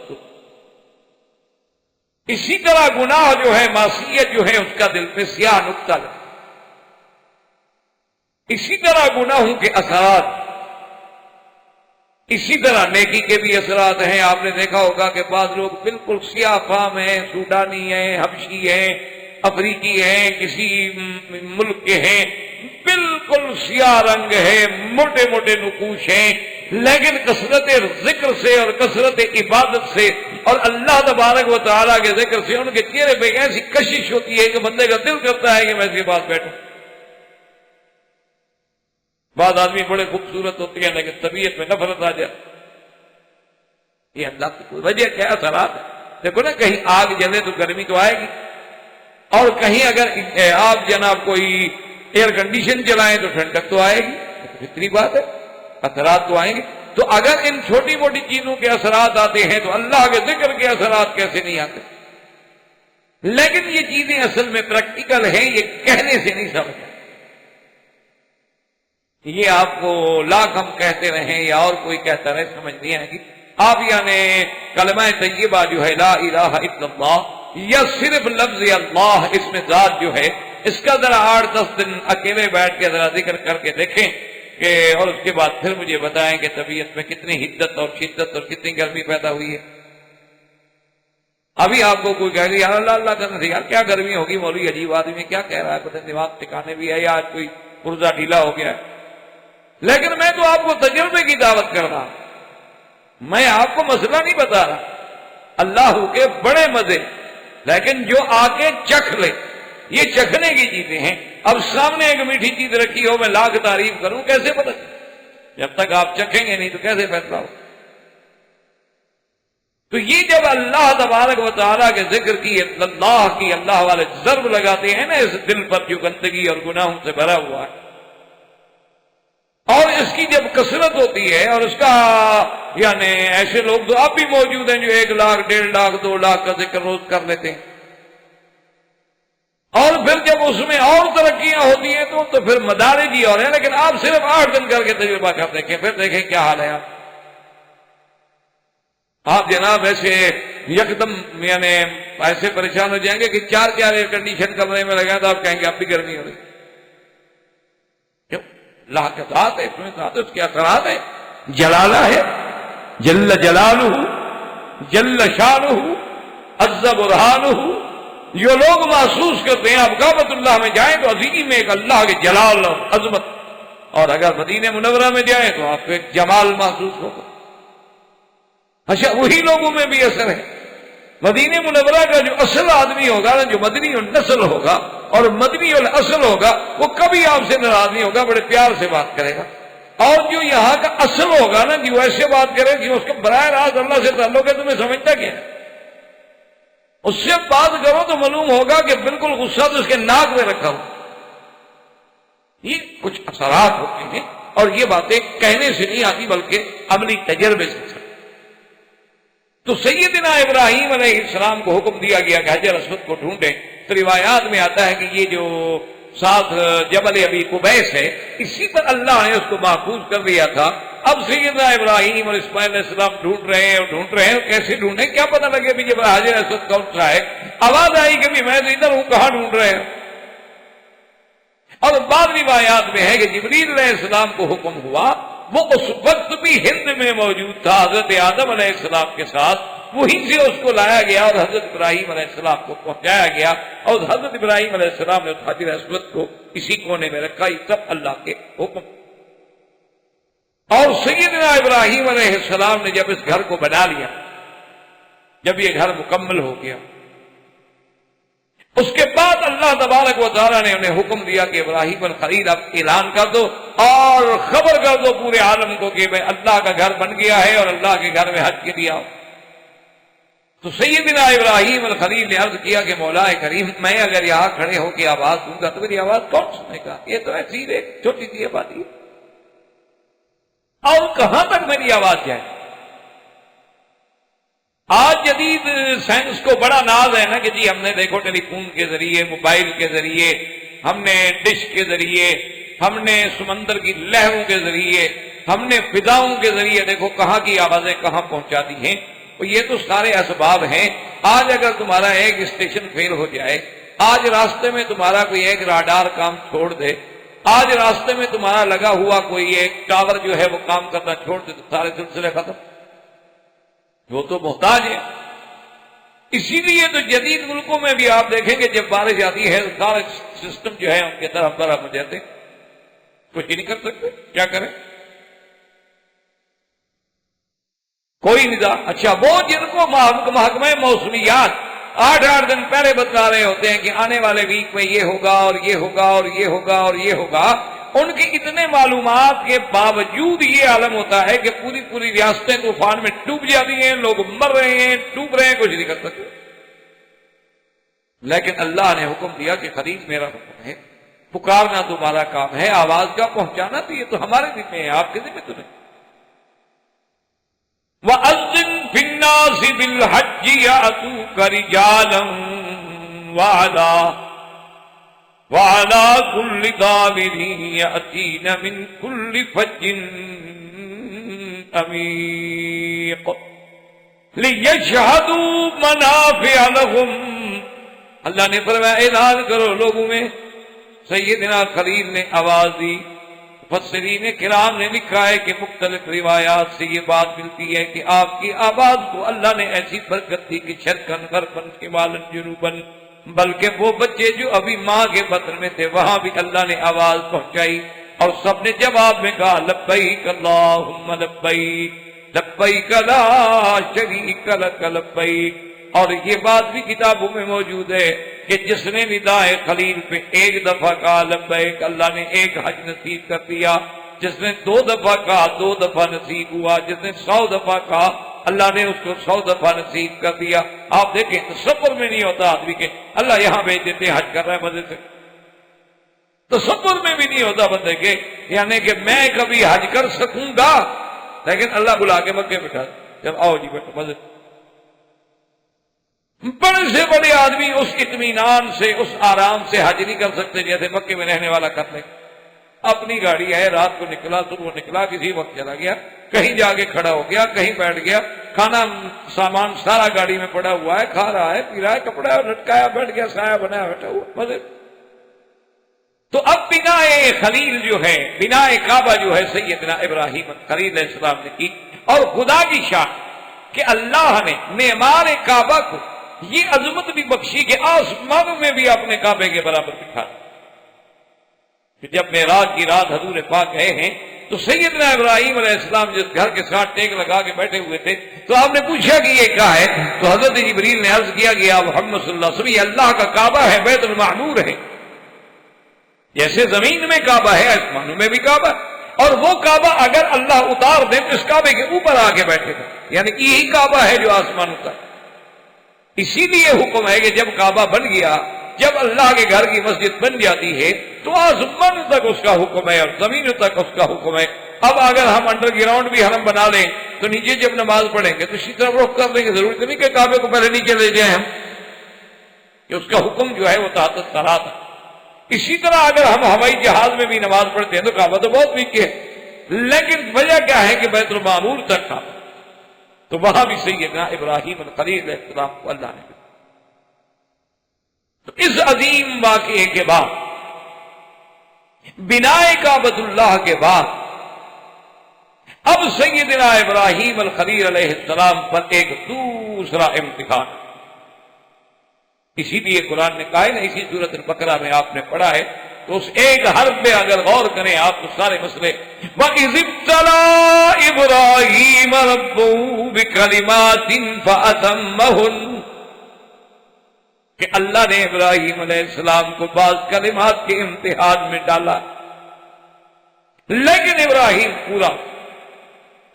نے وہ کلمات پورے. جیسے دوسری جگہ قرآن کہتا ہے وَإِبْرَاهِيمَ الَّذِي وَفَّىٰ، کہ میرا ابراہیم ایسا سچا ہے کہ اس نے جو میں نے حکم دیا وفا کی، پورا کر دیا. یہ شان کے قریب. اب دوسرا حکم جو ملا انہیں وہ ایک عظیم ابتلا کہ اپنے بیٹے کو میرے راستے میں ذبح کرو. یعنی اندازہ کریں کہ پہلے تو اپنے بیٹے کو چھوڑ آؤ، بیٹا چھوڑ آؤ، بیوی چھوڑ دو، ایسی جگہ چھوڑ دو بندہ کوئی نہیں، پانی کوئی نہیں، آبادی کوئی، اور ان کے لیے تم بھی کچھ نہیں کر سکتے، بچ جاؤ واپس چلے. اب جب اللہ پاک نے جوان کر دیا، جوانی آ گئی، کعبۃ اللہ کی تعمیر ہو گئی، اب دوسرا حکم آ گیا کہ اپنے بیٹے کو میرے راستے میں ذبح کر. اور وہ حکم کیسے آیا کہ براہ راست حکم بھی نہیں دیا گیا بلکہ خواب. اسی لیے ایک مسئلہ ہمیشہ کے لیے سمجھ لیں کہ ایک عام خواب ہے جو عام بندہ دیکھتا ہے، اور ایک خواب وہ ہے جو اللہ کا نبی دیکھتا. تو اللہ کے نبی کا جو خواب ہوگا، جو پیغمبر کا خواب ہوگا، اللہ کے نبی اور رسول کا خواب ہوگا، وہ وحی ہوتی، اس میں کوئی غلطی نہیں ہوتی، وہ گویا اللہ کا حکم ہے بس. اس کی وجہ یہ ہے یاد رکھو کہ جو ہم خواب دیکھتے ہیں وہ 3 قسم پہ ہوتے ہیں. ایک تو یہ ہوتا ہے کہ جو دن میں ہم باتیں کرتے رہے، کسی کام میں الجھے رہے، کوئی پریشانی تھی یا کوئی خوشی تھی یا غمی تھی، وہی رات کو وہی ہمارے لاشعور سے شعور میں آتی رہی، وہی چیزیں ہمارے سامنے دوڑتی رہیں. ایک تو یہ چیز ہوتی. اور ایک خواب ہوتے ہیں کہ شیطان ہمیں ڈراتا ہے، اور ایک خواب جو ہے وہ رحمانی ہوتے ہیں جو اللہ کی طرف سے دلوں میں ڈالے جاتے ہیں. ان کی ظاہری علامات یہ ہیں، مثلا آپ جو دن میں ایک موضوع میں، ایک تقریر میں، ایک بات میں تھے، اور رات کو آپ سوئے دیکھ رہے ہیں کہ مسجد ہے اور وہاں ساتھی بیٹھے ہیں، وہی بات دماغ میں آ رہی ہے جو لاشعور میں تھی، کوئی نئی بات نہیں. اور ایک ہے کہ شیطان ڈرا رہا ہے، وہ کبھی جانور بن کے، کبھی سانپ بن کے، کبھی کوئی چیز بن کے، کبھی کوئی چیز بن کے. اس کا علاج بھی حضور نے بتلا دیا کہ بائیں طرف 3 دفعہ تھوک دیں اس کی حکارت کے لیے، اور 3 دفعہ پڑھیں لا حول ولا قوت الا باللہ العلی العظیم، اور کروٹ بدل لیں اور سو جائیں، اور کسی کو اس خواب کا ذکر نہ کریں، آپ کو کوئی نقصان نہیں.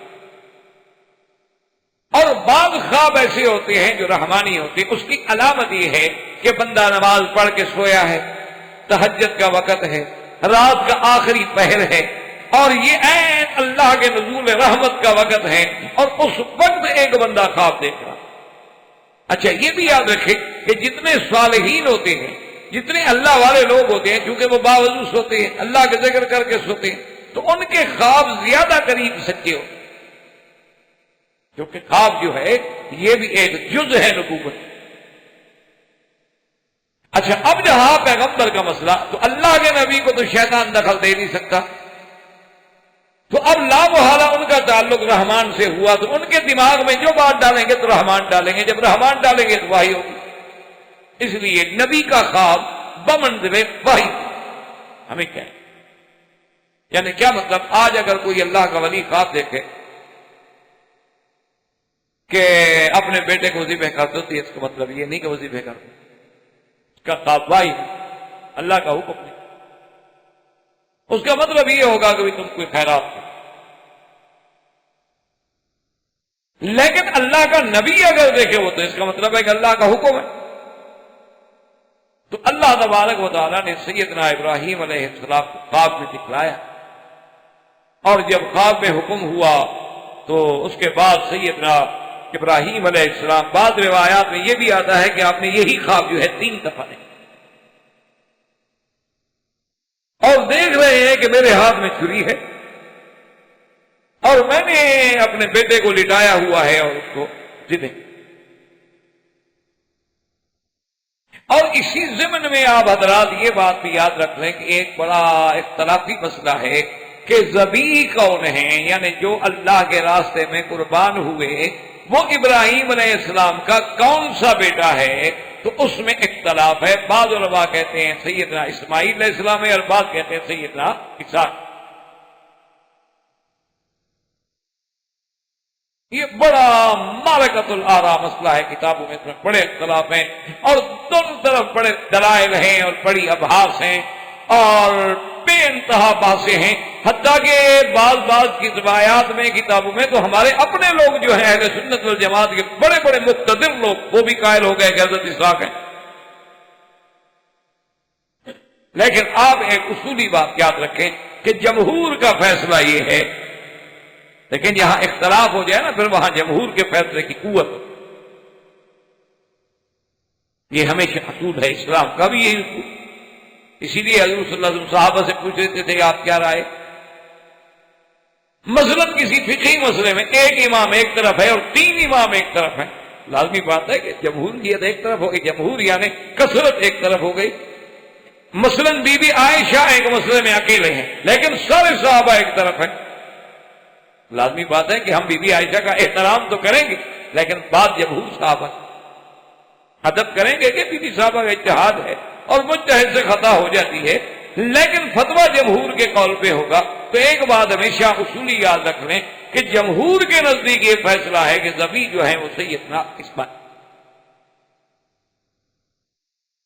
اصل میں یہ جھگڑا کیوں پیدا ہوا، ایک بات اپنے ذہن میں رکھ لیں انشاءاللہ۔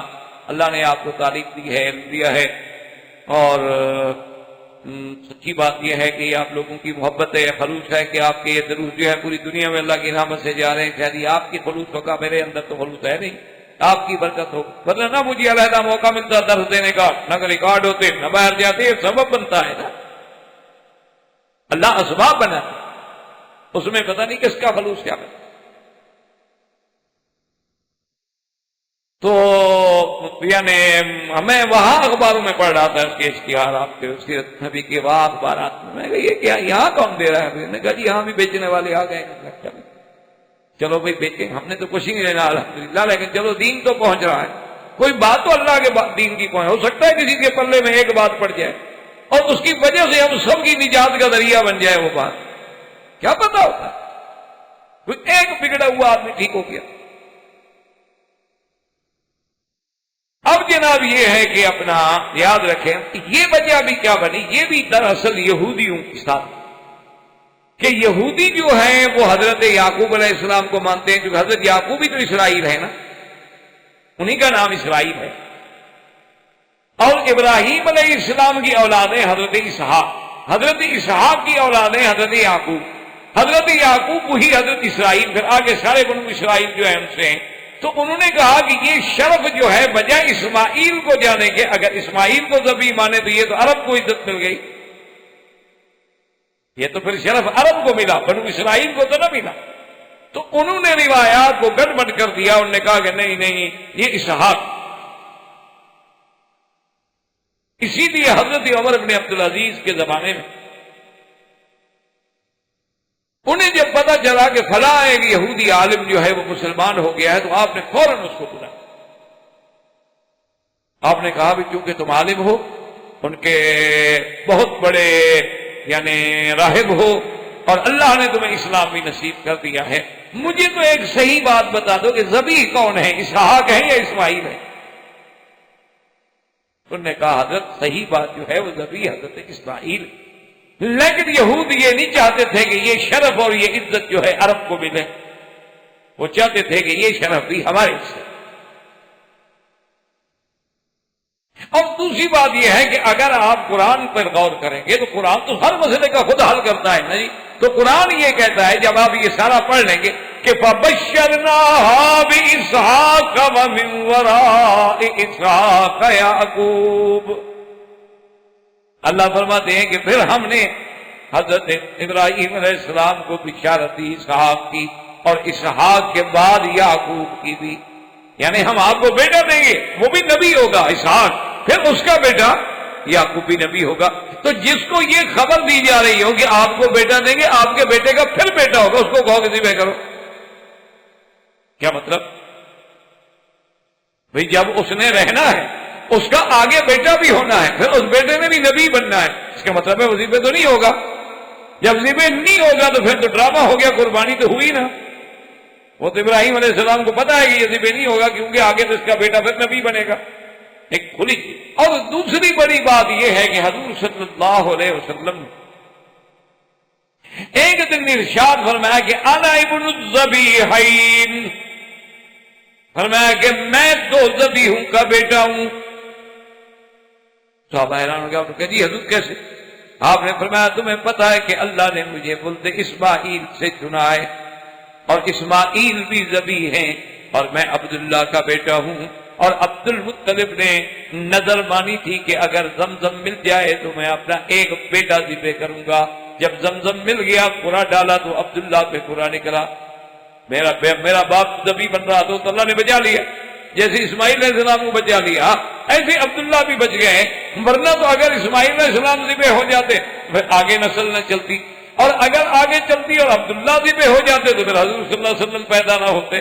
تو یہ تو ایک اللہ کی حکمت تھی کہ اللہ نے انہیں بھی بچا لیا اور انہیں بھی بچا لیا، لیکن میں ہوں تو ابن الذبیحین کہ میرا ابا عبداللہ بھی ذبیح ہے اور میرا ابا اسماعیل بھی ذبیح ہے۔ تو جب حضور صلی اللہ علیہ وسلم نام لے کر وضاحت کرتے تو پھر ہمیں کسی شک و شبہ میں پڑھنے کی کیا ضرورت؟ اور تیسری سب سے بڑی دلیل یہ ہے کہ بچپن میں، یہ چھوٹی عمر میں حضرت اسحاق تو مکے میں آئے ہی نہیں، ان کا تو مکے میں آنا ثابت ہی نہیں، بڑی عمر میں تو تشریف لائے، کیونکہ ہر نبی آئے ہیں اللہ کے قابل، ہر پیغمبر نے حج کیا ہے، طواف کیے ہیں، مکے میں تشریف لائے ہیں، لیکن بچپن میں آنا جو ہے حضرت اسحاق کا ثابت ہی نہیں، وہ تو صرف حضرت اسماعیل کا ثابت۔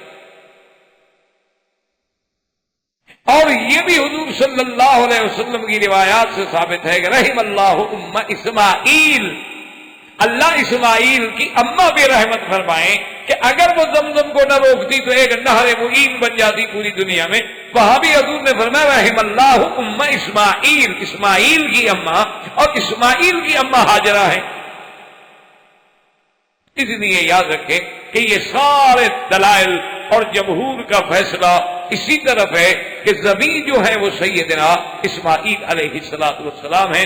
اللہ نے خواب میں حکم دیا حضرت ابراہیم علیہ السلام کو حضرت ابراہیم علیہ السلام لے کے آپ اپنے بیٹے کو لے چل پڑے۔ بڑا تفصیل سے واقعہ ہے جس کو اللہ نے خود قرآن میں لکھا، اس لیے قرآن کہتے ہیں کہ فَلَمَّا بَلَغَ مَعَهُ السَّعْيَ قَالَ يَا بُنَيَّ إِنِّي أَرَىٰ فِي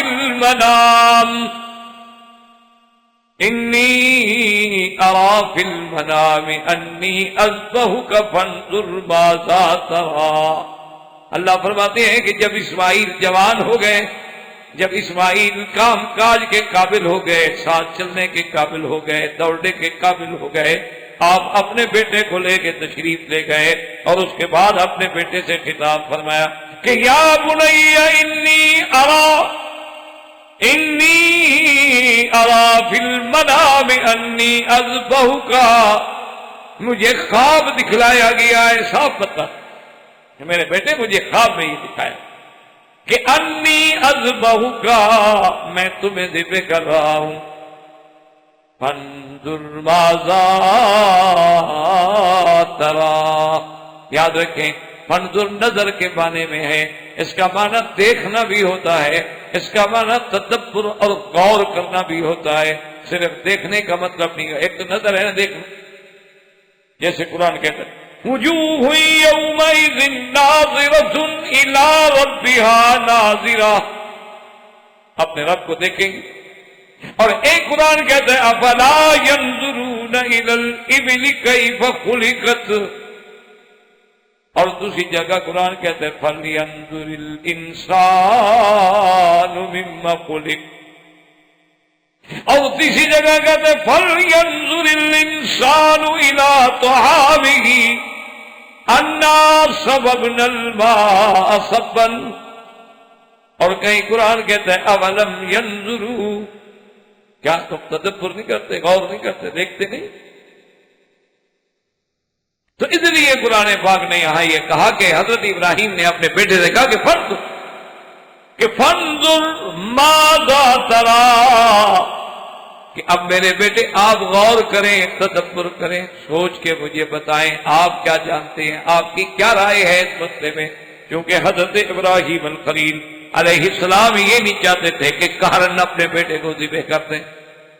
یہ کوئی بات تو نہ ہوئی، بہتر ہے کہ میں آپ کی رائے لیں، اور آگے تو نبی کا بیٹا ہے، ہمارا بیٹا تو انبیاء۔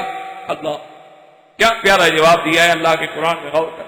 قال یا ابت افعل ما تؤمر،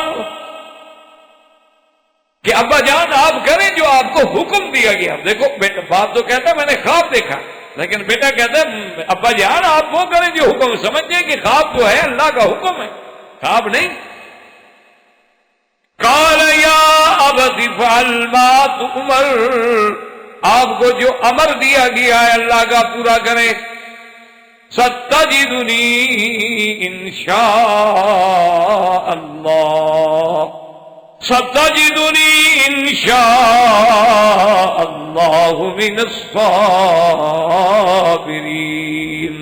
اور ابا انشاءاللہ اللہ نے چاہا تو مجھے بھی اس امتحان میں صبر کرنے والا پاؤ گے، فکر نہ کرو، غم نہ کریں۔ اسی لیے علامہ اقبال نے کیا بڑی پیاری بات، وہ کہتے ہیں یہ فیضان نظر تھا، یہ فیضان نظر تھا، یا کہ مکتب کی کرامت تھی، سکھائے کس نے اسماعیل کو آداب فرزندی۔ یہ ہے نا مقام کے باپ کہتا ذبح کرنا، کہتے حاضر، ٹھیک ہے، اگر آپ ذبح کرنے پہ تیار ہیں تو میں بھی ذبح ہونے پہ تیار ہوں۔ ستجدنی انشاء اللہ، انشاء اللہ من الصابرین۔ لیکن کتابوں میں آتا ہے کہ سیدنا اسماعیل نے عرض کیا کہ ابا جان میری کچھ خواہشیں ہیں، ایک تو مہربانی کر کے مجھے سجدے کی حالت میں لٹا دیں تاکہ میرے چہرے پہ نظر نہ پڑے آپ کی، اللہ کے حکم میں کہیں دیر نہ ہو جائے، اور دوسرا میری شہادت کے بعد میرا خون آلود کپڑے جو ہیں میری والدہ تک پہنچا دیے جائیں۔ بعض مفسرین نے کہا کہ میرے گھر والوں کو دے دیے جائیں۔ اللہ فرماتے فلما اسلما وتلہ للجبین، اب جب جناب تم تیار ہو گئے، استسلما، اپنے آپ کو اللہ کے حکم کے سپرد کر دیا، اور بعض مفسرین کہتے ہیں فلما اسلما، اب جب حضرت ابراہیم نے بسم اللہ اللہ اکبر پڑھا، وَتَلَّهُ لِلْجَبِينِ، اور اپنے بیٹے کو پیشانی کے بل لٹا دیا۔ آپ ذرا اندازہ کریں اس دور پہ، اس وقت پہ کیا کیفیت ہوگی کہ باپ اپنے بیٹے کو لٹا کے اپنے ہاتھ سے ذبح کرنے پہ تیار کھڑا ہو۔ کہہ دینا تو بڑا آسان ہے، کہہ دینا بڑا، لیکن کرنا جو ہے وہ بڑا۔ اپنے بیٹے کو خود لٹا رہے، خود چھری ذبح تیز کر رہے، اور لٹانے کے بعد خود ذبح کرنے میں کھڑے، تیار کھڑے۔ اس لیے قرآن خود کہتا ہے کہ فَلَمَّا أَسْلَمَا وَتَلَّهُ لِلْجَبِينِ، اب جب لٹا دیا چھری چلا، اب جناب چھری نہیں چلتی۔ ابراہیم علیہ السلام نے پھر زور لگا، چھری چلا، چھری پھر نہیں چلتی۔ حضرت اسماعیل علیہ السلام نے کہا کہ ابا میاں کیا کر رہے ہیں، چھری چلائیں، بس بات ختم ہو، امتحان اللہ کا پورا ہو جائے۔ انہوں نے کہا بیٹا میں تو چلا رہا ہوں، چھری نہیں چلتی۔ کہا اچھا بیٹا ایسا کریں کہ اس کی نوک رکھ لیں، ہو سکتا ہے کہ چھری کا منہ ذرا تیز نہ رہا ہو، اس پر بوجھ دیں۔ لیکن مفسرین نے لکھا ہے اور بعض روایات میں موجود ہے کہ اللہ نے حکم دیا جبریل کو کہ ایک پیتل کی پلیٹ جو ہے نا وہ بالکل اسماعیل کی گردن کے مطابق وہ ذرا اوپر چڑھا دیں، اس میں زور لگانے دیں، ہم ذبح تو نہیں ہونے دیتے۔ اب جناب آگے پیتل کی پلیٹ کیسے ذبح ہو؟ اب زور لگا رہے ہیں، حتیٰ کہ ایک روایت میں کتابوں میں یہ بھی آتا ہے کہ غصے میں جو آئے نا حضرت ابراہیم اور خلیل تو چھری کو پھینکا. آدمی غصے میں آ جاتا ہے نا، کوئی چیز نہ چلے، کوئی چیز کام نہ کرے، آپ دیکھیں کام کرے وہ کام نہ کرے، ابھی غصے پھینک. ابراہیم علیہ السلام نے بھی غصے سے چھری کو پھینکا تو چھری نے آواز دی اللہ کے حکم سے کہ ابراہیم الخلیل کیوں غصہ کر رہے ہو؟ مجھ پہ کیوں غصہ کر رہے ہو؟ آپ کہتے ہیں ایک دہی کہ ذبح کر چل، اور مجھے میرا خالق کہتا ہے کہ نہ چل. بتلاؤ میں کس کا حکم مانوں؟ میرے اوپر کیوں غصہ کر رہے ہو؟ لیکن اب دیکھیں خدا کی شان ہے. اللہ تبارک و تعالیٰ کا قرآن پہ غور کریں، فرماتے ہیں وَنَادَيْنَاهُ أَن يَا إِبْرَاهِيمُ قَدْ صَدَّقْتَ الرُّؤْيَا إِنَّا كَذَلِكَ نَجْزِي الْمُحْسِنِينَ إِنَّ هَذَا لَهُوَ الْبَلَاءُ الْمُبِينُ وَفَدَيْنَاهُ بِذِبْحٍ عَظِيمٍ. اللہ نے حکم دیا ابراہیم تو سچا، تیری بات سچی ہو گئی، تو نے پوری کر دی، میرے حکم کی تعمیل ہو گئی. تو نے تو اپنا بیٹا ذبح کے لیے پیش کر دیا ہے، لٹا بھی دیا، چھری بھی چلا دیا، میری مرضی میں بچا لوں. اور اللہ نے حکم دیا کہ جبریل جلدی سے لے جاؤ جنت سے ایک دمبا، اکرن بڑا ٹھیک ٹھاک دمبا ہو، سینگوں والا، جلدی لے جاؤ تاکہ ابراہیم الخلیل کو سمجھ آ جائے کہ بھائی چھری بھی ٹھیک ہے، ذبح بھی ہو سکتا ہے، چھری بھی چل سکتی ہے، لیکن اللہ جو نہ چلنے دے تو ہم کیا کریں.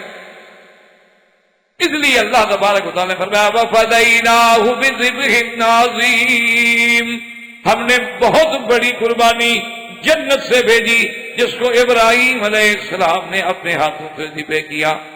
اور یہ بھی روایات میں موجود ہے کہ اس کے سینگ جو تھے وہ کعبۃ اللہ کے اندر رکھے رہے زمانے تک. ایک دفعہ حضرت آقا انعامدار صلی اللہ علیہ وسلم نے حضرت عثمان کو بلایا تھا، شہ بجر کے پاس چابی تھی کعبۃ اللہ کی. فرمایا میں جب کعبۃ اللہ کے اندر گیا ہوں تو وہاں اس جانور کے سینگ رکھے ہوئے ہیں، مجھے بات بھول گئی، ان پہ کپڑا ڈال دو تاکہ اندر جا کے نماز پڑھنے والوں کا خیال جو ہے ادھر نہ رہے. تو وہ سینگ بھی محفوظ کر لیے گئے تاکہ یاد قربانی جو ہے اسماعیل علیہ السلام کی یادگار رہے. اور اللہ نے اس کے بدلے میں جنت سے مینڈا بھجوایا جو ذبح ہوا، اور اسماعیل علیہ السلام کی قربانی قبول ہو گئی. اور یاد رکھیں کہ یہی سنت ہے جو قیامت تک بنی. اسی لیے جب حج میں ہم قربانی کرتے ہیں صحابہ نے پوچھا کہ حضور یہ کیا؟ فرمایا سنت ابیکم ابراہیم، یہ آپ کے ابا ابراہیم کی سنت ہے. اللہ اس منظر کو ایسا قبول فرمایا ہے کہ وہ قیامت تک زندہ رکھنا چاہتا. اور اسی طرح وہ سینگ جو تھے، اور ایک روایات میں یہ بھی ہے کہ کافی عرصے تک وہ کعبۃ اللہ کے اندر رہے، اور پھر میزاب رحمت کے ساتھ ان کو باقاعدہ لٹکا بھی دیا گیا، معلق بھی کر دیا گیا. لیکن خدا کی قدرت ہے کہ بڑی مدتوں کے بعد، زمانے کے بعد اللہ کے کعبے میں آگ لگی، اور جب وہ آگ لگی تو اس میں جہاں ملاف مبارک جل گیا، اندر جو خزانہ تھا وہ جل گیا. تو اس میں وہ جو قرن محفوظ چلے آ رہے تھے، قربانی کے سینگ چلے آ رہے تھے، وہ بھی جل، وہ بھی محفوظ نہ رہ سکے. تو اللہ تبارک و تعالیٰ نے سیدنا ابراہیم الخلیل علیہ السلام پر ایک تو اتنا بڑا امتحان کہ اپنے اولاد کی ذبح کا بھی حکم فرمایا. اسی لیے میں نے عرض کیا تھا نا کہ انہ بدل نفسہ للنیران وبدل ولدہ للقربان وبدل مالہ للضیفان. تو یہ شان تھی سیدنا ابراہیم الخلیل علیہ السلام کی. وما علینا الا البلاغ وآخر دعوانا الحمدللہ رب العالمین. احباب کرام، اس کے بعد اب آپ اس مبارک سلسلے کی CD نمبر 8 سماعت فرمائیں.